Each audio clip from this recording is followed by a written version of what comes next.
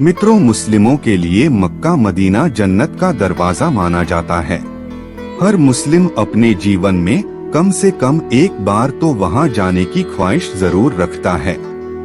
कहा जाता है कि वहां पर कुछ हिंदू रीति रिवाजों की पालना की जाती है और कुछ लोग कहते हैं कि यहाँ पर हिंदुओं के भगवान शिव को कैद किया गया है।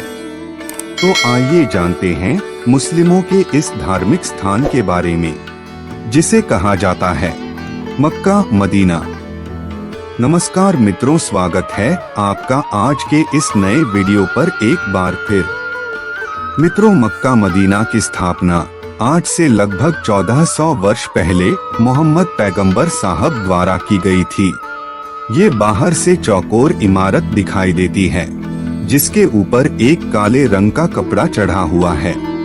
इसके चारों तरफ मस्जिद बनी हुई है। कहा जाता है कि यहाँ पर आने वाले मुस्लिम अल्लाह की इबादत करते हैं और अपनी गुनाहों के लिए माफी मांगते हैं। आइए बात करते हैं इस धारणा के बारे में, जो कि महान और प्रसिद्ध धार्मिक विशेषज्ञों ने दी है। मित्रों, संपूर्ण विश्व क्या भारत के लोग इस कटु सत्य को स्वीकार नहीं कर सकते कि इस्लाम ने हिंदू की आस्था माने जाने वाले असंख्य मंदिर तोड़े हैं और उसके स्थान पर उसी मंदिर के अवशेषों द्वारा मस्जिदों का निर्माण कराया गया है। इस्लामिक विश्ववंधिक गतिविधियां इतनी प्रचंडता से की जाती थी कि तक्षशिला विश्वविद्यालय और सोमनाथ मंदिर विश्वस्त किए गए।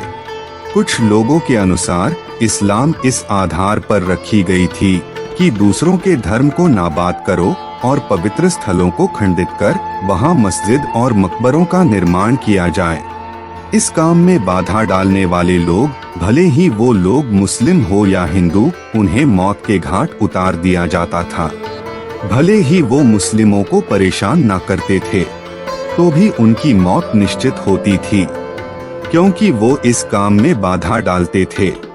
मोहम्मद साहब और मुस्लिमों के हमले से मक्का मदीना के आसपास के पूरा इतिहास बदल दिया गया था और P.N. नुके के अनुसार इस्लामिक तलवार पे बना हुआ धर्म था, है और रहेगा, और इसका अंत भी उसी से ही होगा।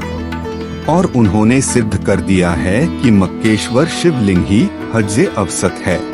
मुसलमानों के सबसे बड़े तीर्थ मक्का मक्केश्वर महादेव का मंदिर था। वहाँ काले पत्थर का विशाल शिवलिंग था और वो खंडित अवस्था में अभी भी वहाँ पर मौजूद है। हज के समय संगे अश्वेत, संग अर्थात पत्थर और अश्वेत अर्थात काला, मुसलमान उसे पूजते हैं और चूमते हैं।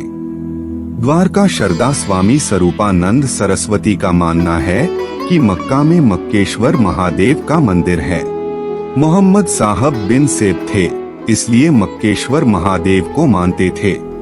एक बार वहां लोगों ने बुद्ध की प्रतिमा लगा दी। वे उसके बहुत ही विरोधी थे।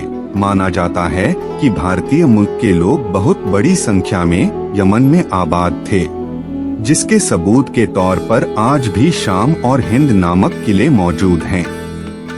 विद्वानों के अनुसार सऊदी अरब में मक्का में जो काबा है, वहाँ कभी प्राचीन में मुक्तेश्वर नामक एक शिवलिंग था, जिसे बाद में मक्केश्वर कहा जाने लगा। मक्का के गेट पर साफ साफ लिखा था कि काफिरों का अंदर जाना गैर कानूनी है। कहा जाता है कि इस बोर्ड को अब उतार दिया गया है और लिख दिया गया है नॉन मुस्लिम्स का अंदर आना मना है।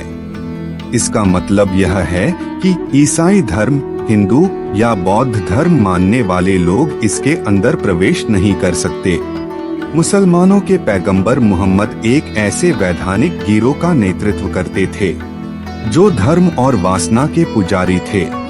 मोहम्मद ने मदीना से मकद शांति प्रिय मूर्ति पुचकों पर हमला किया और जबरदस्त नरसंहार किया। मक्का का मदीना से अपना अलग अस्तित्व था, लेकिन मोहम्मद साद के हमले के बाद मक्का मदीना को एक साथ जोड़कर देखा जाने लगा, जबकि मक्का के लोग, जो कि शिव के उपासक माने जाते हैं, मोहम्मद की टोली ने मक्का में स्थापित हुई 360 में से 359 मूर्तियों को नष्ट कर दिया और सिर्फ काला पत्थर को सुरक्षित रखा, जिसे आज भी मुसलमानों द्वारा पूजा जाता है। उसके अलावा अल्लाह उज्जा अलावा और मन्नत नाम के 3 देवियों को नष्ट करने का आदेश भी मोहम्मद ने दिया और आज उन मंदिरों का नामो निशान नहीं देखा जाता।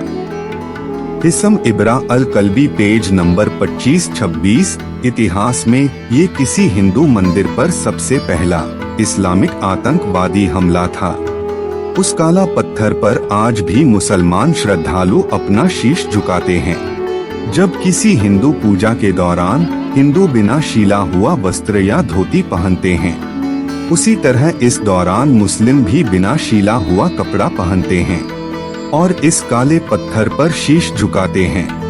जिस प्रकार हिंदुओं की मान्यता होती है कि गंगा का पानी शुद्ध होता है, ठीक उसी प्रकार मुस्लिम जमजम के पानी को पाक मानते हैं। जिस तरह हिंदू लोग गंगा स्नान करने के बाद इस पानी को भरकर घर ले जाते हैं, ठीक उसी प्रकार मुस्लिम भी जमजम के पानी में स्नान कर इस पानी को अपने घर ले जाते हैं।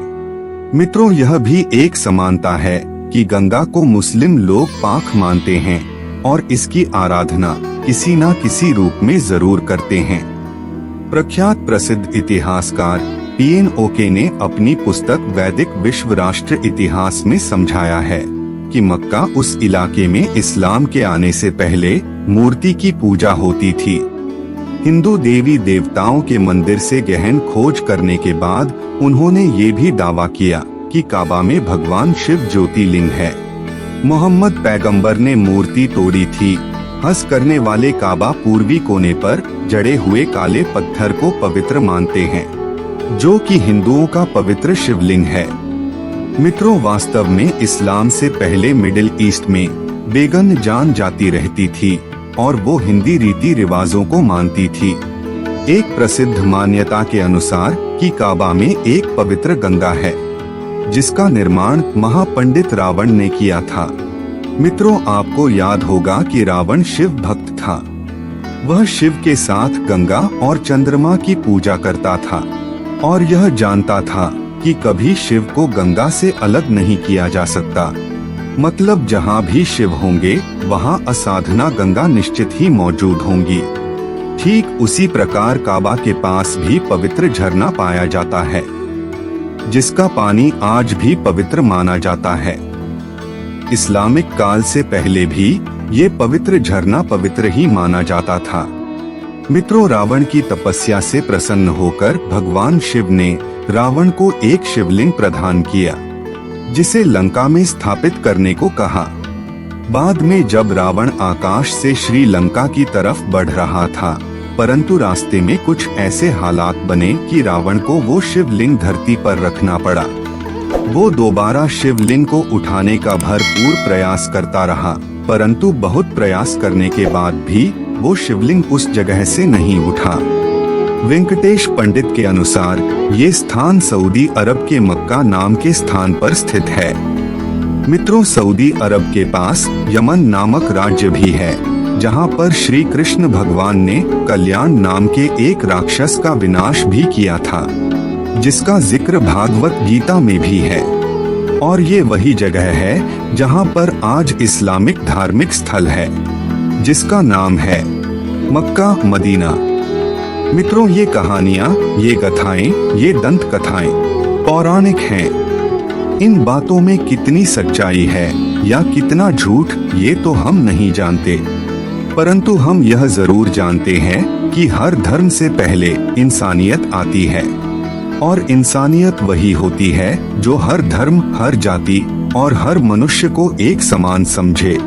मित्रों, धर्म चाहे कोई भी हो, वो सिर्फ सिखाता है तो हमें सिर्फ एक ही बात, वो होती है इंसानियत। तो मित्रों, आज के लिए बस इतना ही। अब हमें इजाजत दें और वीडियो को अंत तक देखने के लिए आपका बहुत बहुत शुक्रिया।